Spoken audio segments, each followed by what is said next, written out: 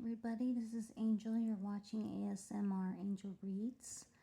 I know I don't say it often, but I'm going to say it today. If you could like, subscribe, share, any of that, all of that, comment. Are you okay with 30-minute videos? Do you want me to do an hour video? I don't know. Just, we are on chapter 4 now of Daggerspell. This is another chapter where they have a past life. And as we read, I'll let you know who's who. But this is chapter 4. Like I said, they don't have chapters. But Devery 698. And a bard is picked out by his Agawin not only to delight his lord, but to remember all the great deeds and great men in his clan, all in their proper order.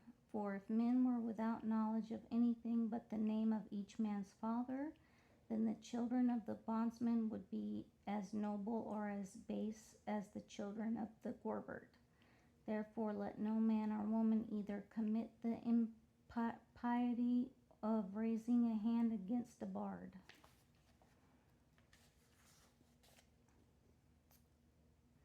Heat shimmered on, oh, I need my glasses.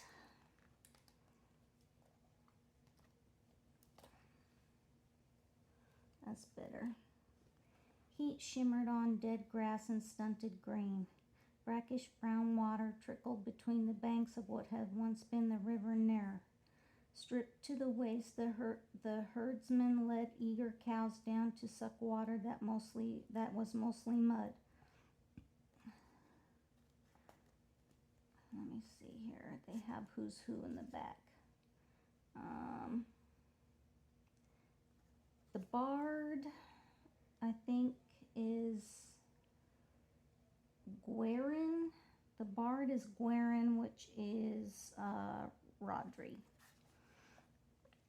Guerin, that's Rodri, the bard, stood on the bank and watched for a moment, then glanced up at the sky, a crystal dome of pure blue, stubbornly clear. Although he'd come for a walk in the fields to work on a song he was composing, his heart spoke only of drought and the long cold winter of starvation that would follow. With a shudder, he turned away from the river and walked back to the den of the White Wolf clan. Ringed with earthworks, the small fort lay on top of a low hill. Behind the inner log palisade rose a squat stone block, its slits of windows brooding like eyes over the dusty ward. Except for a few drowsy flies, the ward was deserted in the hot sun. Guerin hurried into the great hall, blessedly cool in the embrace of the stone walls. Down by the empty hearth, Lord Marek sat at the head of the honor table. And Lord Marek is not an important character. Okay. Down by the empty hearth, Lord Marek sat at the head of the honor table. With him were two priests of Bel, dressed in their long white tunics and gold torques, their freshly shaved heads shiny with sweat. When Guerin knelt at his lord's side, the head priest Obion smiled at him, his eyes narrow under pouched lids. Lord Marioch, a florid-faced man in his 30s with pale hair and pale mustache, stopped in mid-sentence to speak to his bard. I was hoping you'd return straight away. A question for you. I don't suppose a bard can invoke the rain. I only wish I could. I should think His Holiness here would be the one to do that for us. His Lordship and I have been discussing just that, Oben said. We are considering a horse sacrifice to placate the gods. No doubt such an act of piety would be bound to please Great Bel. Oben considered him while his young companion looked wistfully at the flagon of ale on the table. The question is why Bel is angry with us, Oben said finally. A sacrifice will fail if a curse hangs over the land. And And does His Holiness think there's such a curse? Guerin said. His Holiness does not know, Oban allowed himself the thin-lipped smile. A priest may read the omens of the future, but only a bard can read the past. Guerin sighed when he realized what Oban was asking of him, that life-draining ritual of the opening of the well, where the bard may dream himself into the past and talk with the spirits of those long dead. He was tempted to refuse, but if there was no crops... A bard may try to read the past, Your Holiness, but I can only see what my Agwin shows me. By her grace, I'll be of some use. Will you witness? Who's Agwin? Agwin, also not an important character. I will, and gladly tonight. And why not? When the moon is rising, I'll come to the temple. To rest before his ordeal, Guerin went up to his chambers on the 3rd floor of the Brock, 2 rooms opening off the central landing by the spiral staircase. One of his children and servant, one for himself and his wife. The main chamber displayed Lord Marok's proper generosity to his bard. A heavy bed hung with embroidered hangings, a carved chest, a table and 2 chairs, and a small bardic carpet. On the table stood 2 harps, a small plain lap harp and the tall, heavily curved standing harp for formal presentations. Guerin idly plucked a few strings and smiled at the soft, resonant echo. As if the sound were a signal, his wife, Lysa, came in through the door of the children's chamber. And Lysa is Jill. Although she was a pretty woman with raven dark hair and large blue eyes, her greatest beauty was her voice, soft, husky, with a musical lit to it like the wind in the trees. Her voice had snared Guerin's heart from the first time he heard it, those 10 long years ago when she was a lass of 15 and he, 25, could finally think of marrying after his long training. There you are, my love, Lysa said. Are the priests still down in the hall? I came up here to get away from them. Oh, they're gone? I'm going to the temple tonight to work with them. Lysa gasped, her soft lips parting. Laughing, Gwendolen took her hands in his. Oh, now here, they won't lay me on the altar like in the dawn time. I know, there's just somewhat about priests that makes you feel better if they never look your way. Do you want to sleep? I'll keep the lads outside if you do. My thanks, because I'd better. That night, Guerin fasted through the evening meal. Just as twilight, he fetched his gray gelding from the stables and rode out through the twilight as the hot summer noon. Overhead in the opalescent sky, the full moon hung bloated on the horizon, shedding its silver light over farmland and forest. 4 miles to the north of the dun stood the temple, built of wood and roofed with thatch, set among a small stand of oaks. When Guerin led his horse into the trees, the young priest was there to meet him, moving sure-footed in the darkness. He took the reins of Guerin's horse. I'll take it around to the stable. His Holiness is waiting for you in the temple. Inside the small circular shrine, candle lanterns cast a pool of golden light before the stone altar. Draped in the long white cloak of a ritual working, Oban stood off to one side, his hands raised to the statue of the god, carved of a single oak trunk whose bark still clung for clothes on the abstract body. The head itself was beautifully modeled with great startling eyes and a mobile mouth. 2 wooden heads hung by their wooden hair from its delicate hands. Laying in front of the altar was a thick pile of tanned white sheepskins. Is the temple suitable for the working? Oban said. It is, if the gods will allow my goddess to share his abode. I have no doubt that the great Bel will allow everything that will aid his people. Oban's eyes blinked and fluttered, since he is, after all, the lord of all gods and goddesses. Rather than engage in religious controversy at the wrong moment, Guerin smiled and knelt down by the pile of sheepskins. He spread them out to make a rough bed, then lay down on his back and crossed his arms over his chest.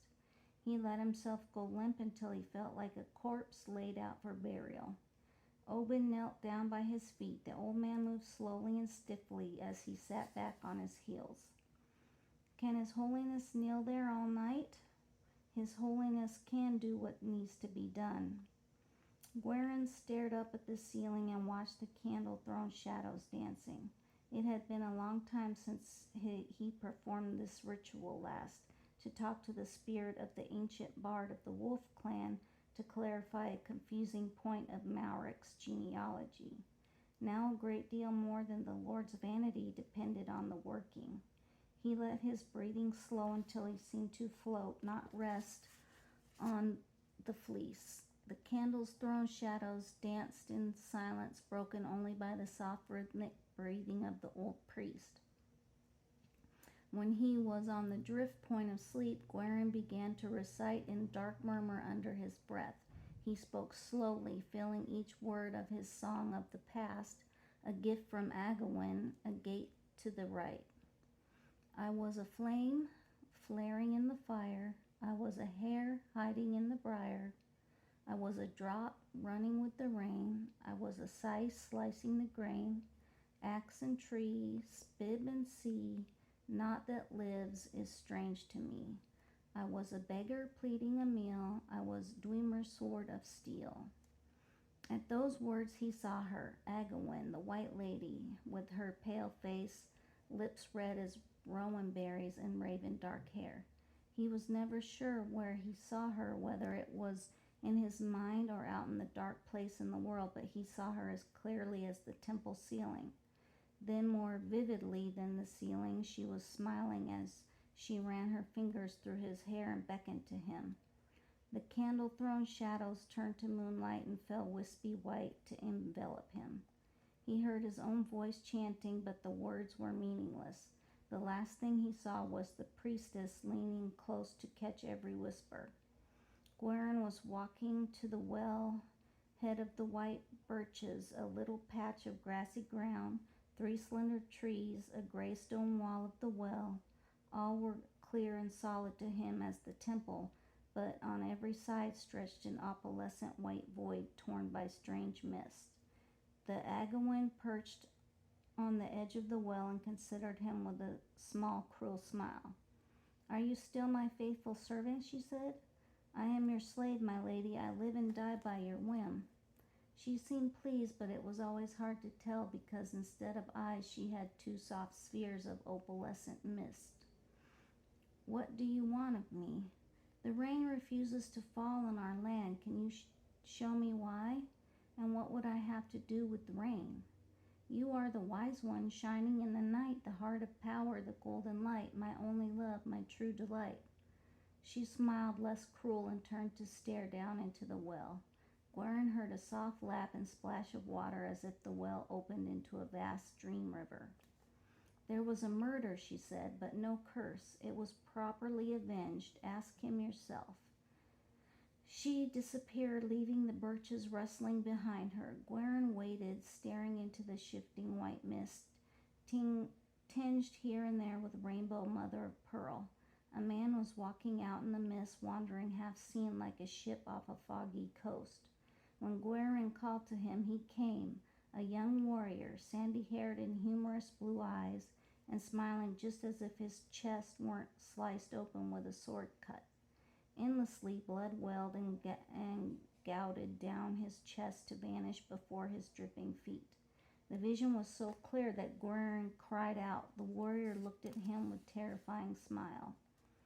"What land are you from, my friend?" Guerin said. "Are you at rest?" "The land of the boars bore me and buried me. I rest because my brother cut my killer's head from his shoulders." "And what was the vengeance enough? Was it? Ask yourself, was it?" The specter began to laugh. "Was it?" "It should have been, truly." The specter howled with laughter, as if sobbing chuckle brought the wind.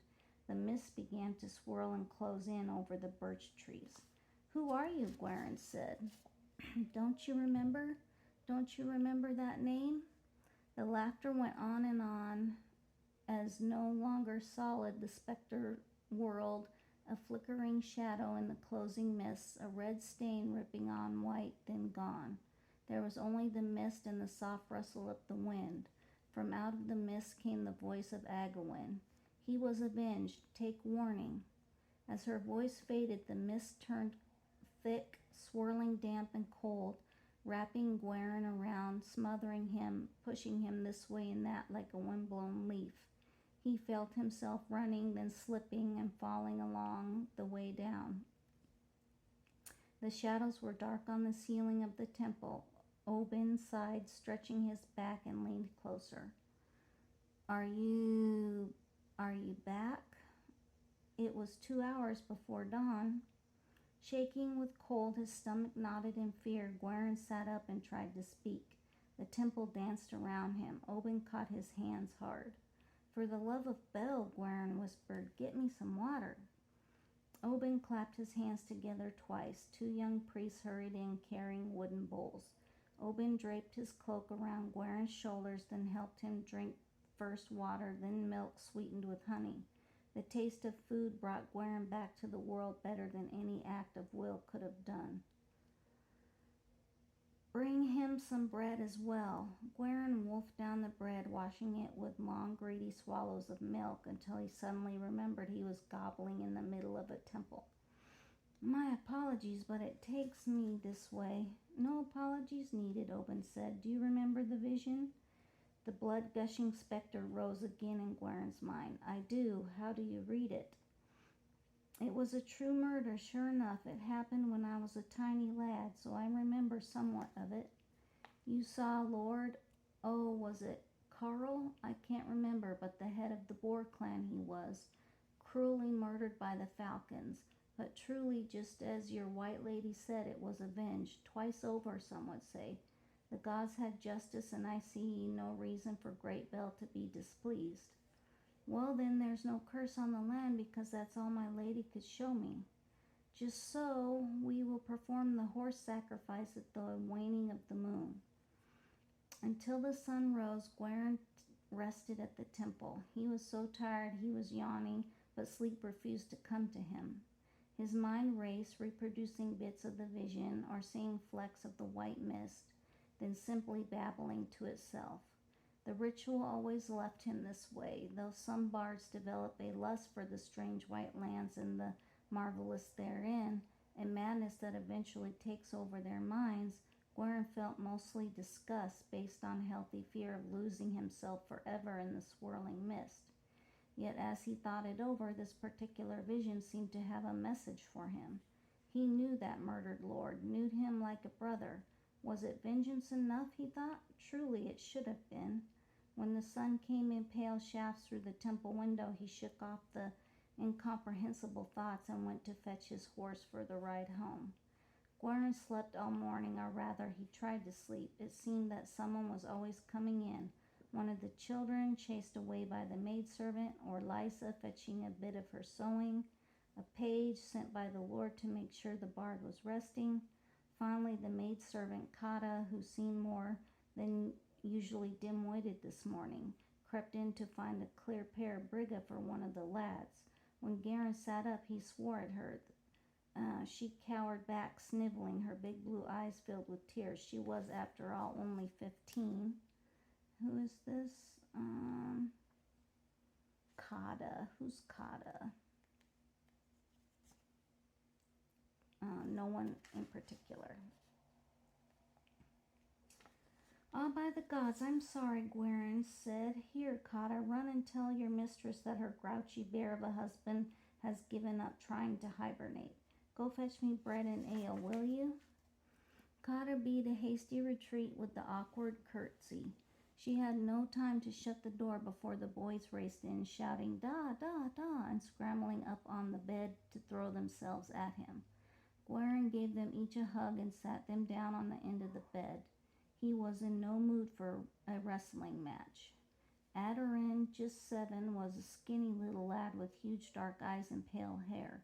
Aesern, 2 and 6 months, was chubby, always laughing, and always, or so it seemed, running around half naked. Aesern, where's your brigha? Wet. He did it again, Da, Adrian announced. Ah, ye gods. Well, I hope your mother wiped you off before you got on the bed. Of course, dearest, Lysa said, strolling in. If you hadn't been so mean to Kata, she would have had the lad dressed by now. Guerin nodded in a meek admission of guilt. Pieces of his dream and of his vision were floating in his mind. He wanted to compose a song about them. He could almost feel the words in his mouth. Lysa sat down next to him, the whole family settling in. What's wrong with Kata anyway, Guerin said. She's so cursed touchy these days. Oh, she's got a man on her mind, and not much of a man at that.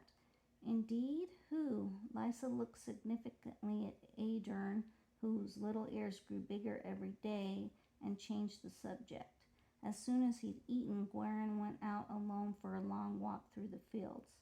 He wandered vaguely, hardly aware of where he was, stumbling occasionally in the long grass as he worked out his song.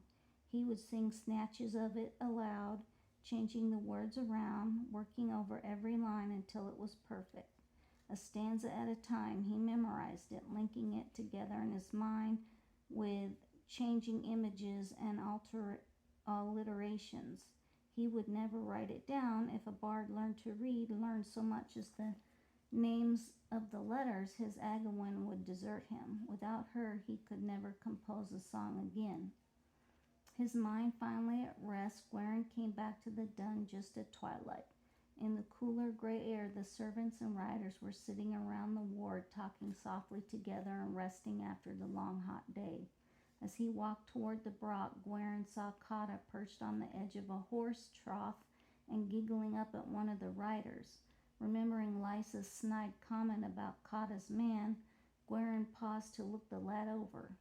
Tall, blond, good-looking in a rough sort of way, with the narrow blue eyes and high cheekbones of a southern man. Although Kata seemed besotted with him, the rider listened numbly and half-heartedly to her chatter. Surprisingly, because Kata was a beautiful girl, all soft curves and thick blonde hair. Although Guerin would have preferred to ignore the matter, his wife was concerned, and for good reason. Riders were prone to getting servant girls' lasses pregnant, then doing their best to weasel out a marriage. Guerin walked around the ward until he found Dorian, captain of the troop, who was sitting idly on a little bench and watching the twilight fade. Guerin sat down beside him. Who's the new rider in the warband? Guerin said. A southern lad, and my wife's lass is making a fool of herself over him. Dorian grinned in easy understanding.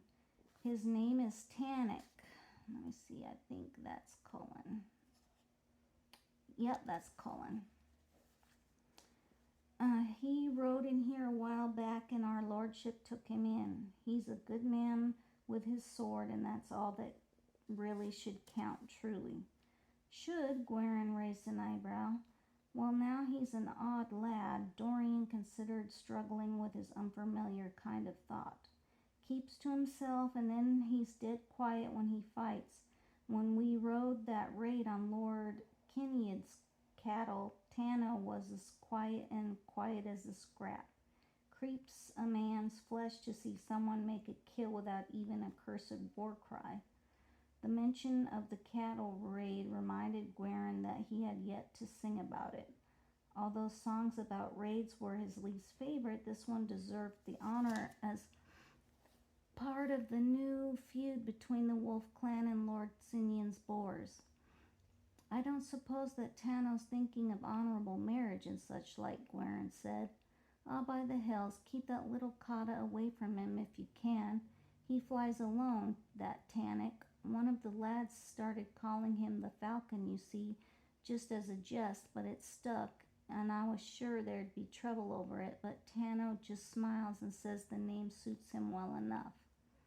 Well, here, Kata's mother's a good sort, and she trusts her daughter to my care. If you want to do the bard a favor, have a word with this Falcon, will you? Tell him to course for another field mouse. What man wouldn't do a bard a favor? Done. With this tedious matter disposed of, Guerin went back to the tower. His mind was running to thoughts of cattle raids. He could piece a song easily out of bits of standard praise lines and other songs, Just mention everyone's name. He reminded himself none of these drunken louts know the song from another anyway. Uh-oh. I lost my place. I think it's right here. Oh, hold on. Early in the morning, while it was still halfway cool, Tannic fetched his saddle, a rag, a bit of saddle soap from the tack room, and took them outside to a shady spot by the well. He drew himself a bucket of water, then sat down to clean his tack. Although some of the other riders were gathering in the tack room to do the same thing, he preferred to be alone where it was quiet. He was always painfully aware that he was the new man in the war band, still on trial and working his way in. He was just working the soap up to a lather when Dorian came strolling over and hunkered down in front of him. "Wanted a word with you, lad?" Dorian said.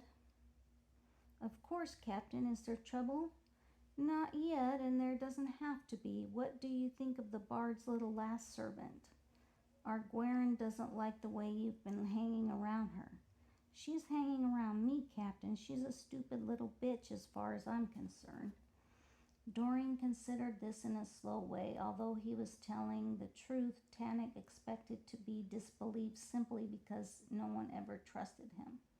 "Surprised to hear you say that," Dorian said. "I was afraid you'd lain her down in the straw already. She seems to want it bad enough." "What honor she has is safe from me. She gets on my nerves, babbles all the time." "Well, a man could keep her too busy to talk." "No doubt. You bet her if you want her." With a shrug, Dorian got up, setting his hands on his hips and looking over the saddle. "Well and good. Then you won't have any trouble doing what the bard wants and leaving her alone." "None at all, I swear it." Satisfied, Dorian walked off towards the barracks. Tannic went back to soaping his saddle. Do what the bard wants, he thought. That stuffy little bastard of the nightingale prattling all the time. He was tempted to meddle with Kata just on the principle of the thing now, but he already knocked his arrow for a more dangerous game. He worked slowly, taking his time and keeping his constant watch for the bard's woman. Usually she came down with her lads to let them see the horses. Tannic's patience was rewarded in a few minutes when Lysa came along with the boys. As they went into the stable, Tannic sat back on his heels and watched her. There was just something about Lysa, a soft way to her hips when she walked, the way she had of smiling while she tossed her head, those eyes of hers that promised a very different kind of thing in bed than a scared young lass could offer. Watching her was warm and pleasant as the sun on his back.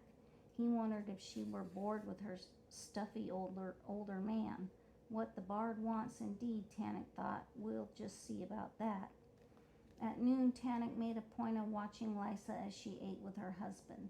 The bard and his family, the chamberlain and his, had a privileged table next to Lord Merrick by the hearth of honor. Tannic took a place at one of the riders' tables where he could see her easily. While she ate, Lysa seemed far more concerned with her children than her husband, who seemed lost in one of his usual fogs somewhere, idly nibbling bread and looking across the room. It was such a good sign that Tannic began considering ways to get a word alone with Lysa. One of the other riders elbowed him in his ribs. "What's all this?" Ginian said. "Looks to me like you're watching a doe in someone else's woods, my friend." "What's the danger in hunting a doe when the stag doesn't have horns?" "The stag doesn't need horns when there's a keeper to watch out for poachers. Lord Merrick would turn you out if you stuck your thumb in the bard's ale." "Indeed?" Tannic turned to give him a slow stare. "Are you going to run to the captain with this tale?" Ginian cringed in a satisfying way that shook his head no, but Tannic paid stricter attention to his food. There was no use in giving the game away. If he wanted Lysa, he was going to have to fight for her. But then he was used to fighting for everything he wanted. Nothing in my whole cursed life ever came easy, he thought. No reason for it to start now. That is the first part of chapter 4. Thanks for watching.